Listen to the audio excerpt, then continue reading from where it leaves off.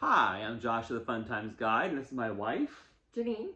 And we are here to unveil the insides of the paper wrapped nickels. Some come in cellophane or like a kind of a plastic.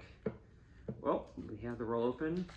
This is the problem with rolls sometimes. You might go to the bank or the store asking for a roll of coins, thinking you get like a mixed date roll, and it's a new roll, like all last year's coins or this year's, which could behoove you if you're looking for new varieties, but we're looking for older dates. First thing I'm looking for, and I'm sure you are too, because we both are coin fanatics, looking for, well, I more than she. I think you would agree with that, right? Yes, I do. You're more coin fan, no attic. I live up in the attic, so I'm a fan attic. Don't. Looking for buffalo nickels or anything before Jefferson's, which first were minted in 1938. I see nothing here but Jefferson nickels, so it's not a terribly old roll of nickels. Now I'm looking right now. So far, I see nothing of any great merit. I see 1964. You know what's crazy? Honey, I remember when I first started this hobby in the early 90s, and an old nickel, like you could tell an old nickel. They have a dingy, I remember you telling dusty me about look. this. They're from the 40s or the 50s.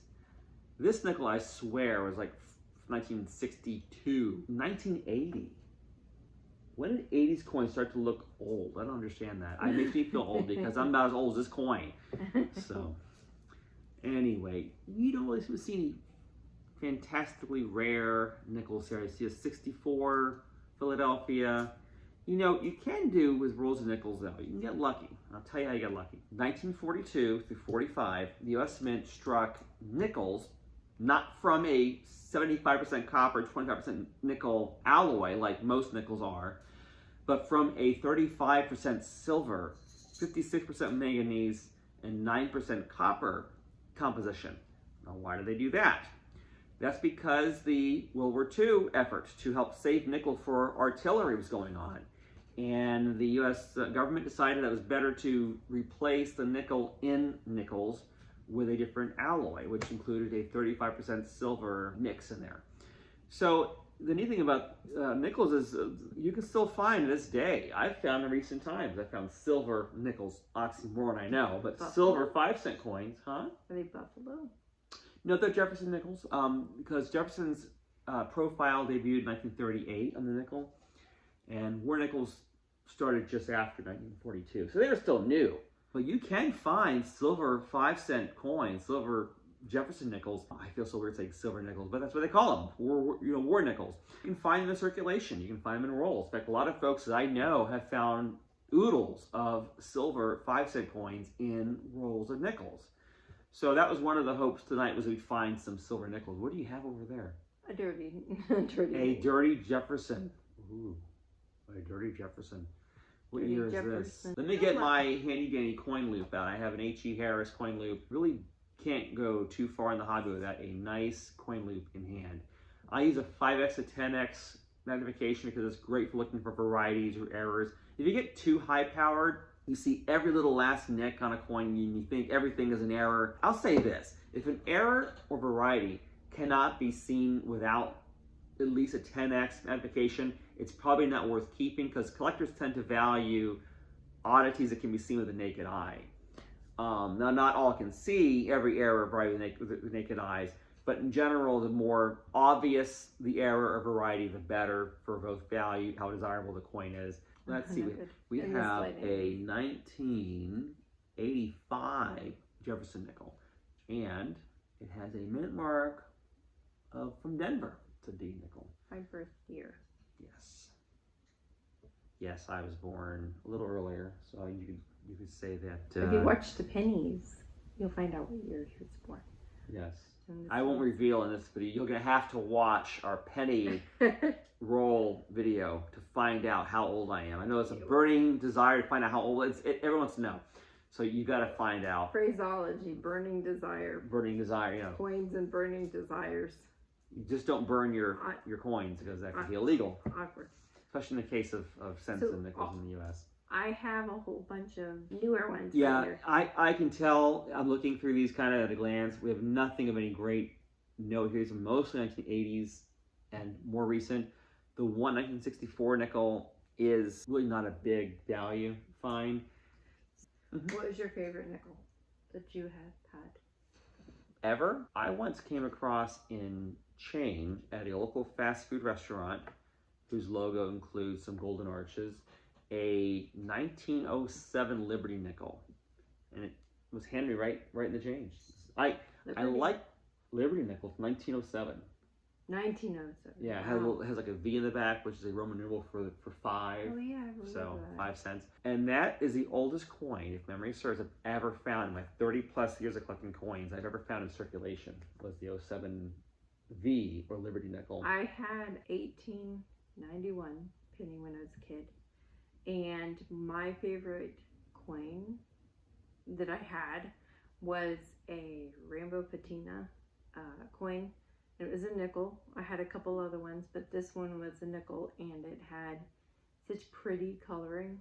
And I didn't find out until I was older from Josh that there's a difference between chemical and regular, just like in your hand patina. Mine was from being just in different hands, and it was beautiful. I had like blue, purple, green, a reddish pinky tone. It was literally like a rainbow patina. The other ones had partial, but You know, my wife Janine, she speaks about patina. A lot of folks have asked me about like what their dark coins are worth, or their pink nickels or green nickels or whatever.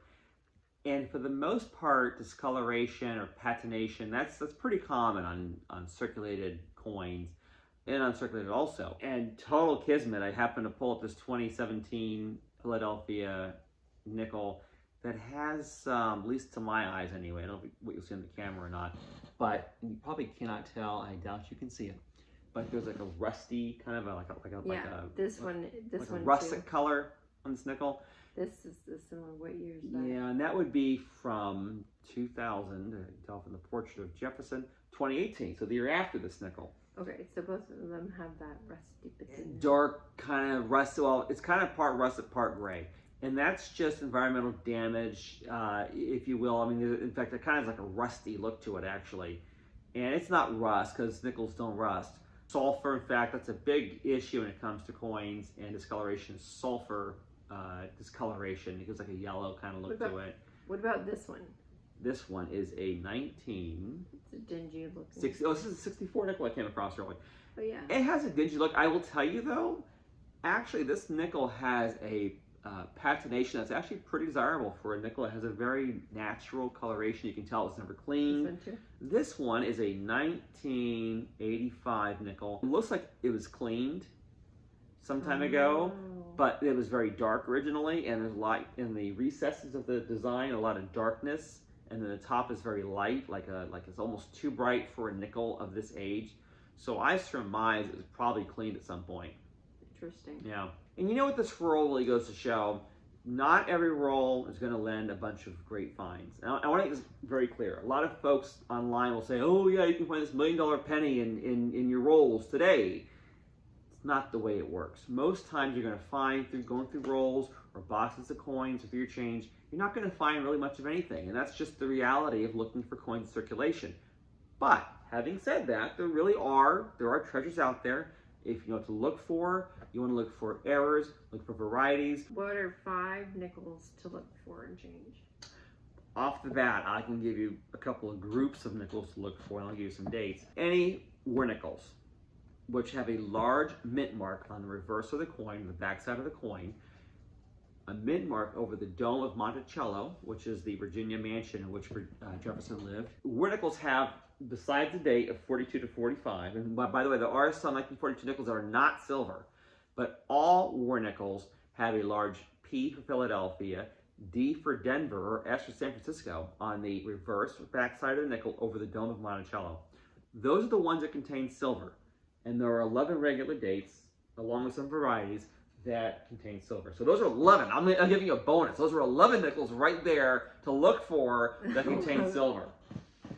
But beyond the 11 in that group of war nickels, Buffalo nickels, minted from 1913 to 38, any of those are worth at least 50 cents to $1 a pop, no matter what date. and you can find those in circulation. I actually have found some in circulation, as Liberty nickels as well. And 1939 Denver, or D nickels, and 1950 D nickels are the two scarcest states among Jefferson nickels in the whole series. And they're worth between $5 and $10 at a minimum in circulating condition. So war nickels, Buffalo nickels, Liberty nickels, which again, I found those all in circulation and they're worth looking for.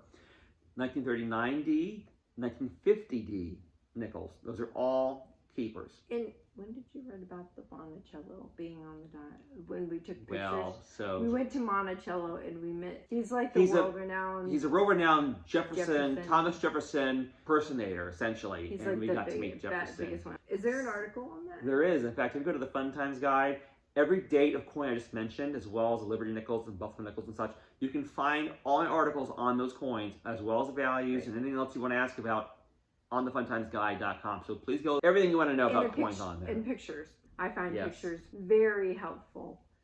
And then there's also a picture of us at Monticello. At Monticello in Virginia. Monticello. And yours truly holding a nickel in front of Monticello. A Jefferson nickel, I should say, if I'm Monticello. Yes. That was a dream picture come true. Dream come true. Yes. Speaking of dreams, I think it's time for all of us to sign off because this was not a massively valuable bunch of nickels here, but it was very fun to show you going through these nickels and talking a bit about ones to look for. So in some nation we have 19? Yes. Of the newer coins? With Jamie Franki's obverse or front head side design. Half face. Jefferson facing you. And then I guess the rest are... The rest are the Felix Schlag nickels with the original side profile of Jefferson. Yep. This is Josh of the Fun Times Guide. My wonderful, lovely wife Janine. Janine. Please, I'll if take you the compliment. like this video, comment below, share, subscribe, and go to thefuntimesguide.com to find out much more about all these coins and more. And high five signing out. High five.